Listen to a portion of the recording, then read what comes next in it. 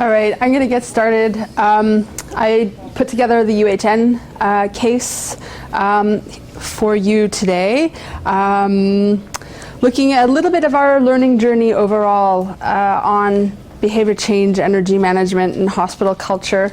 Really feel like the intersection of all of those things is starting to come together into something quite tangible and real, and hopefully that'll come through in this story. So let's begin. UHN, there's not a lot of staff outside of energy environment here, so just a quick recap about UHN: 3 acute care sites, 4 rehab facilities, 2 research towers, over 15,000 staff, 1,200 beds, 6.5 million square feet, and our utilities are around 32. I was off a little bit, but big. I guess that just says big. Anybody who is, obviously finding this room in Toronto General, you realize just how big we are. So what really works? We've been at this a while, at least with intention since 2007, and a bit more ad hoc before that. We've had energy management at UHN since 1999 when Ed started it, but with intention we really focused on the behavioral component, starting with roots in community-based social marketing. So it's a social change theory developed by Doug Mackenzie Moore, who's a local, I think, in Halifax, at least in Nova Scotia or New Brunswick, somewhere, anyway, Atlantic. And he is an environmental psychologist and put out a bunch of tools that have been very useful for the beginning of our journey. They got us pointed in the right direction, but as C has demonstrated today, and Beth, the theory behind how to actually move society in a different direction is complex, and so we've had to go deeper and look at different academic practice as well. So that's just a couple of the things that we've done: social psychology, behavioral economics, communication science. All of these things get wrapped up into the program that we work on here. And our key point is to turn energy from the abstract into something personal, something simple, and something to talk about. Because without the story, energy dies. And I knew this before I started working in energy, but it's been confirmed since we started the food project in energy and environment. Because I go around talking to people about energy. I'm invited to speak about energy, let's say at UHN. And at the end, I say, any questions? And everybody puts their hand up and asks me about our food project. And so this has just confirmed to me that we need to start telling more compelling stories about energy, because people can talk about food quite naturally, and we'll have another workshop on that. But energy, it's hard to find the words. So it's our job, it's really and my job here at UHN to help people find those words. The complexity in healthcare is already quite big. There's a lot that people are dealing with here on a day-to-day basis. There is a bit of self-selection for the kind of people that work in healthcare. They tend to be great in urgent care settings. They tend to be very good at delegating tasks to do to other people. And there's never enough time, and there's always competing priorities. There's so many different things that they need to keep in mind, even just on a regulatory basis outside of their healthcare practice, what they need to do with fire codes, what they need to do with infection control, and on and on and on. So there's all kinds of demands on their attention.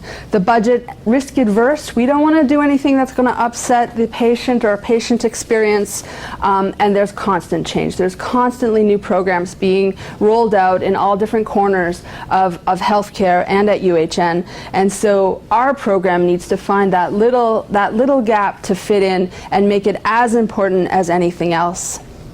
And we've been able to do that, and we do it through embedding energy management into the fabric of the organization, so that we can't actually make other decisions without thinking of energy management first. So it comes at action, intention, and the decision-making process. So this is my model. This is a model that I've been starting to show in my presentations, and I think it does, for me anyway, capture the simplicity and the complexity of what we're dealing with. So our purpose is to gain insight.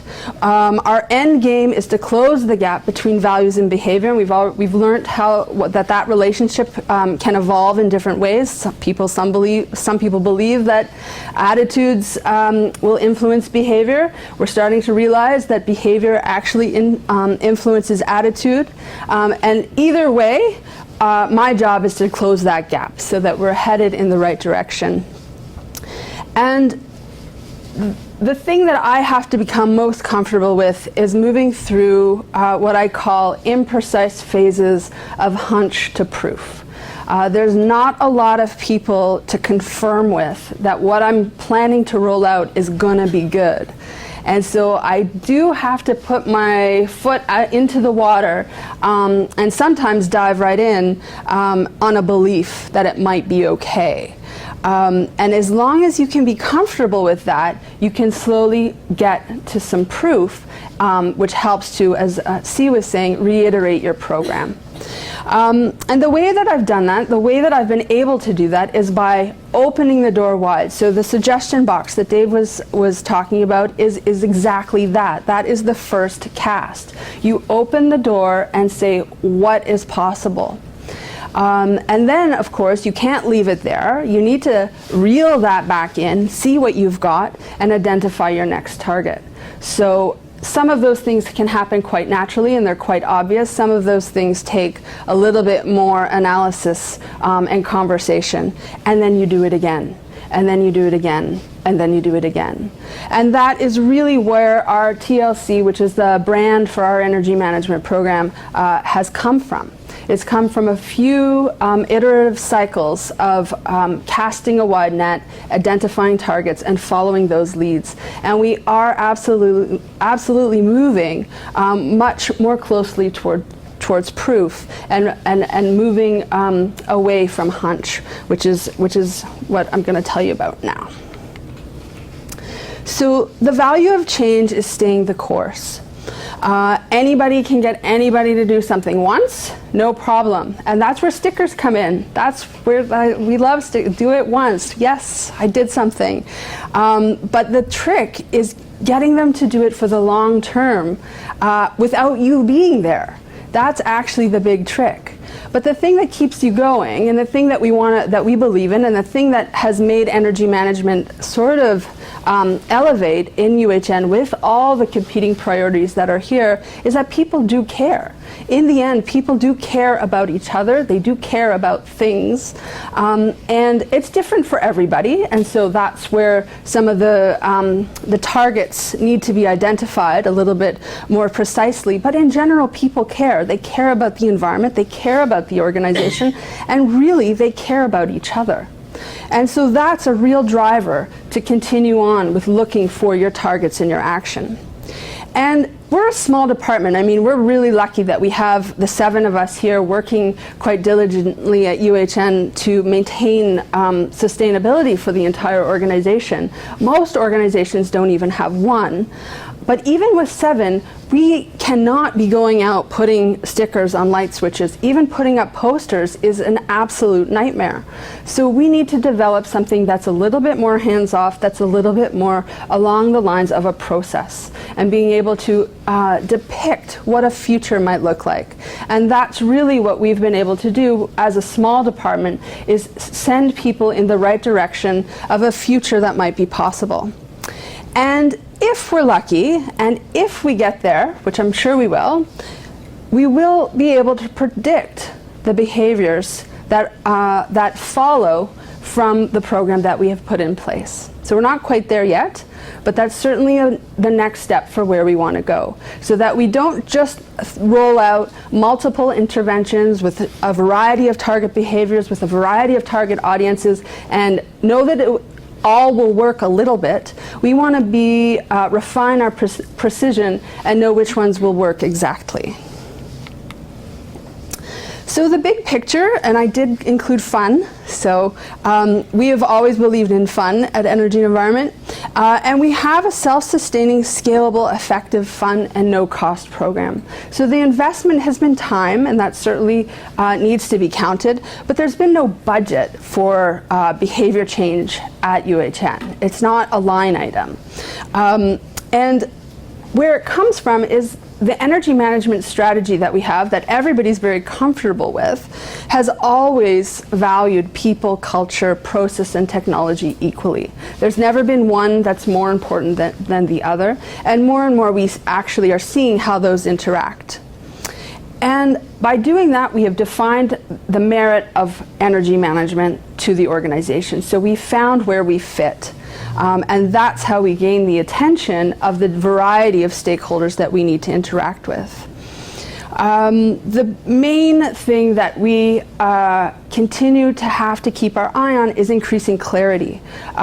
C painted a really beautiful picture of how complex it is, and I actually use the word ecosystem and ecology as well when I talk about energy, because that's how I feel too. I feel that there's so many different forces in the energy system that the complexity can become overwhelming, and so our jobs are only done properly when we can achieve clarity from all that and go beyond the kilowatt and kilowatt hours, because of the adjacent benefits and the co-benefits that become even more important for the longer term.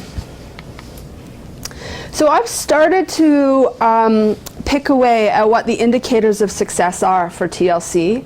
And a big one is our department has tripled in staff. That's a real indicator that the organization is taking this work very seriously, a very serious commitment. We have participation in TLC across UHN. I have about 130 what I call energy experts or staff volunteers across the organization who champion energy management for their colleagues. Our CFO now calls Ed actually regularly for energy impact analysis. What's going on with energy? How will these projects impact the budget? That is something that has sort of emerged over the last few years. We're invited to speak to the VPs every single month with an energy update, and they get both the technical and dollar savings and what's happening on the behavioral program. And some of the things that are hard to quantify but are very, very tangible is that projects move faster, they move smoother, and they're less expensive. So that is an indicator that the culture is ready, is accepting, is primed to move energy management forward. And then we see that we're achieving this goal of closing the gap between values and behavior with the experience of trying new things. So I have a couple slides, just a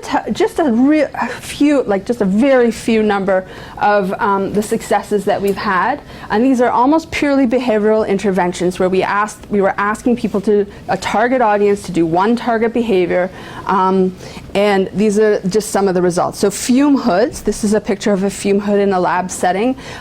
It is designed to keep lab workers safe while they're doing their experiments, and they do the experiment under the hood, and the hood is removing the air so that they are not breathing in toxic anything.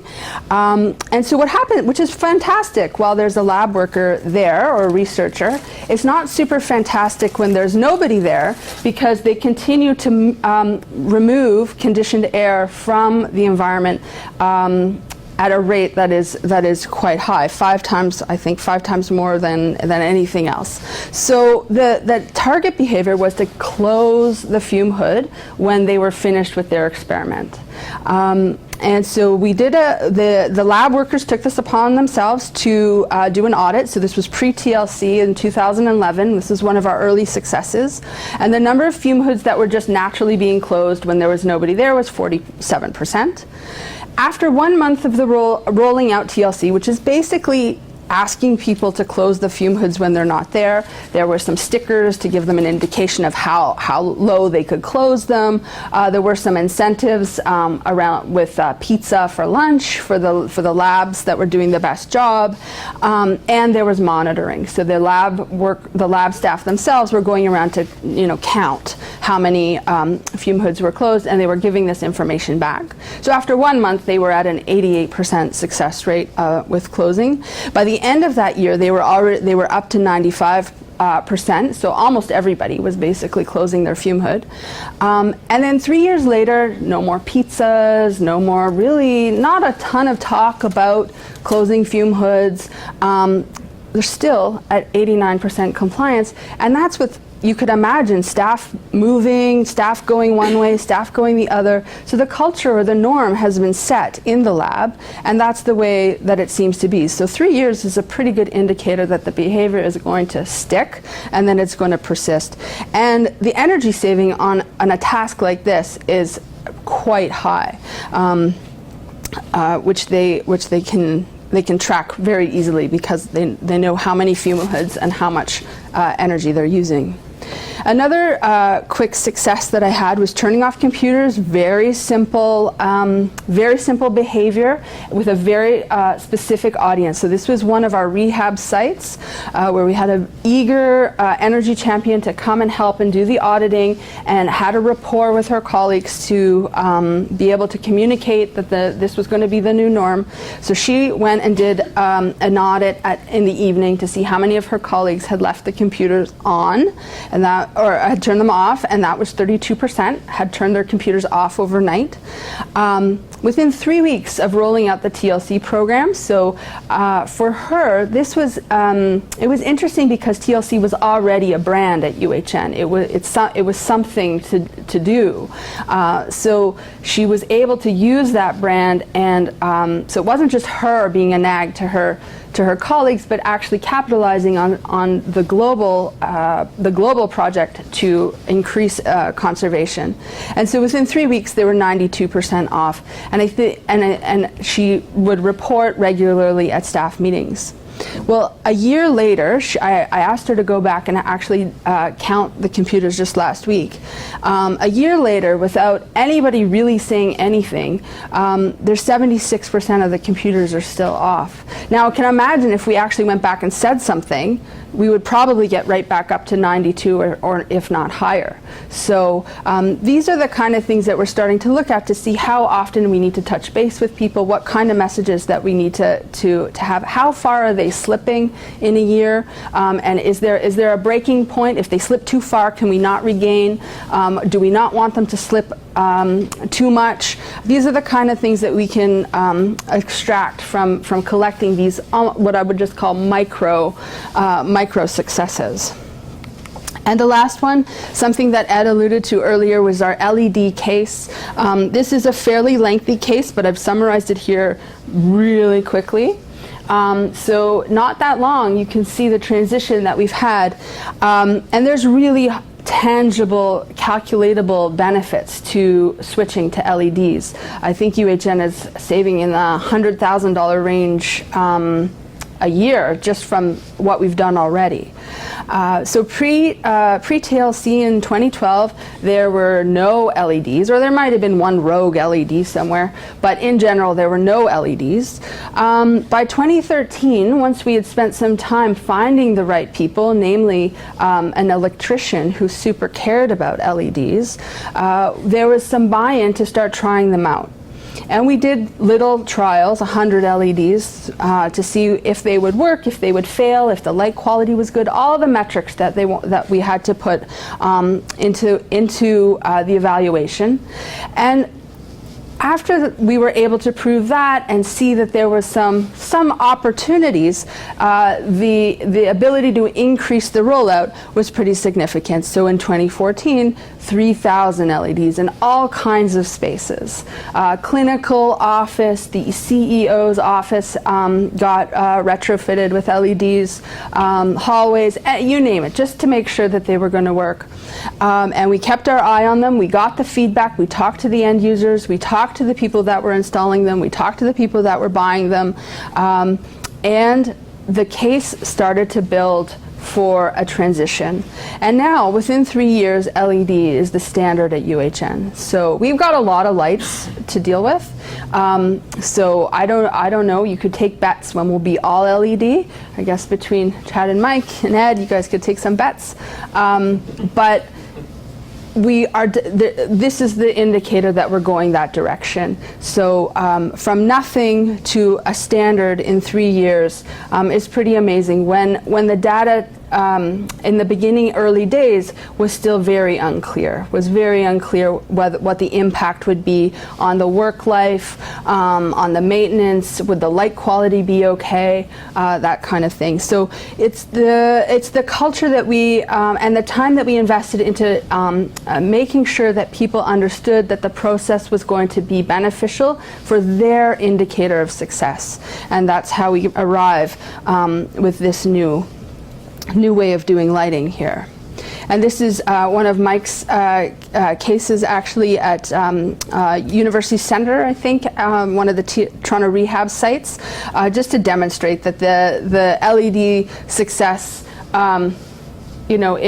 it saves energy, which is what we're calculating, but you can also see that the light quality is dramatically different. It increases safety in that hallway. We heard that patients are actually do rehab on these stairs, so much better to have patients going up and down stairwells that have lighting that actually illuminates the stairs compared to the old system. So these are the co-benefits and the adjacent benefits that you don't plan for, that you don't do the project for, but in the end almost make it's actually the story about the project in the end. And what it's done is, because we've been able to leverage that success with LED, where there's other things we can start introducing, because there's relationships and rapport that were required to get the LED project moving forward. So now you kind of keep the conversation going. There's always something else, and we're starting to look at controls on lighting as well. So this is my energy ecosystem. This is the waves that I use. It's the same one where you look at you cast a wide net and focus on a target, and you keep doing that. I do that at multiple levels. I look at what the strategy is, what's the long-term plan, what is it going to look like on the ground, what is the operational elements of the program. Keeping an eye on results is always critical, of course, but defining what those results are it is the journey, right? Because success to everybody is different. And the piece that I think is often overlooked and so essentially important is the reflection. So going back and looking at what worked and being honest. As a program designer, there were pieces of the program along the way that I thought were critical, absolutely essential, there's no program without these pieces, like audits, for example. Well, 2 years trying to get UHN to commit to auditing and not having a single audit completed. Have your attention, please. Fire alarm testing is now complete. Fire alarm testing is now complete. Yay. That's good. I had to look very closely at my requirement for auditing and let it go and say that's not going to be a part of this program because I can't get it done. There's nobody here that's going to do it. And that only comes through with reflection and the honesty of looking back at what's working, what's sticking, and what you actually can control. So these are my top insight highlights. The talk that I prepared actually for Behave when in Oxford when C was there talked about the nets that I was casting and the insights that I had along the journey the whole way. So there's a lot more that I could get into, but I've decided just to keep it to these top four from each of the domains that I tend to juggle. And the first one is strategy. Why does it matter? This was a question that became very, very clear to me that I needed to answer because this the issue and concept of energy is so abstract. People have such a hard time thinking about it and knowing what it is. So trying to define that helps to create the story. And we're not there yet, but we're certainly getting there. The operation piece, to be totally honest, the first 3 to 4 years were a lot of failures. We tried a lot of things quickly and learned from each one of them, but there were a lot of little mistakes and hiccups along the way. And allowing ourselves to go through that process and not giving up was actually the real success from those early failures, was that there was a hope that we would get it right.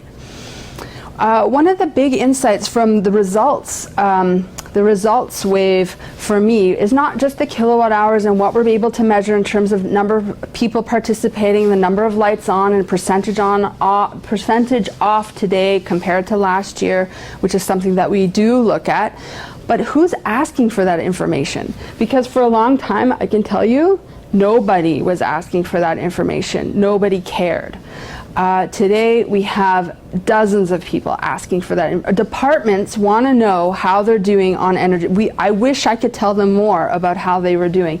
The number of people that care and want to know what's going on within their department compared to UHN or other similar hospitals. The leadership at UHN wants to know what direction we're going. This is a real indicator of our success and our ability to embed what we're doing into the organization overall.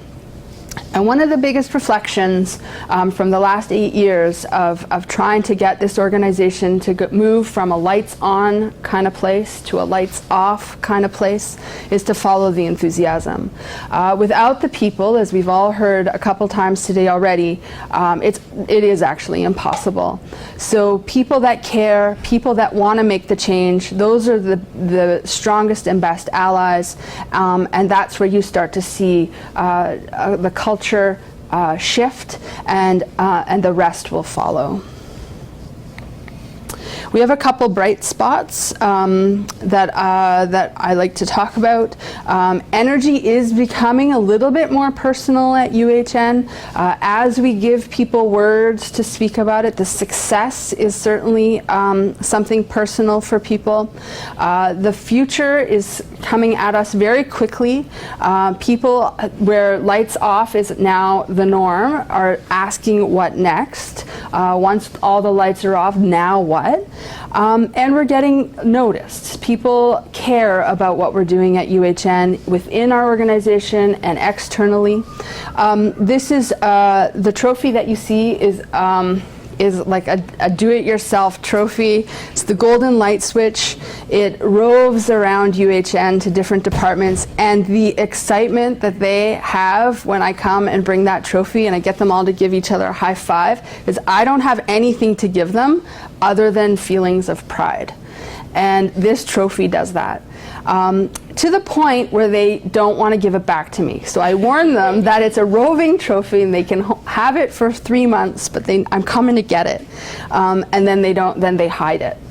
So, so there is, can you imagine, I bought the lamp, the stand at like a thrift store. I put together the wood and I got the light switches from old light switches at Toronto General Hospital and put them in, and I spray painted it with gold, and they love it. I mean, these are the funny things that make people take note. So for us, what's next? That's our whole team. We have 2 members that weren't able to be here today. Showcase our success, help others do the same. We've got a lot of knowledge about how behavior change works at an organizational and institutional level. We've done a lot of translation from the residential sector and from other sectors, transportation and public health, that use behavior change. And we're always ready for the next opportunity. And what's next for you? You are a behavior changer already. The fact that you're in this room interested about what this conversation is, how to frame it, what it might look like, makes me believe that you guys have this. This is maybe your first step, or maybe helping you restart something that you forgot about. But this is really where we're going to see those intersections between energy management and culture really lead to system-wide change. And I'm pretty sure that's my last slide. So that's the electrician Henry who was the champion for the LEDs. So thanks very much.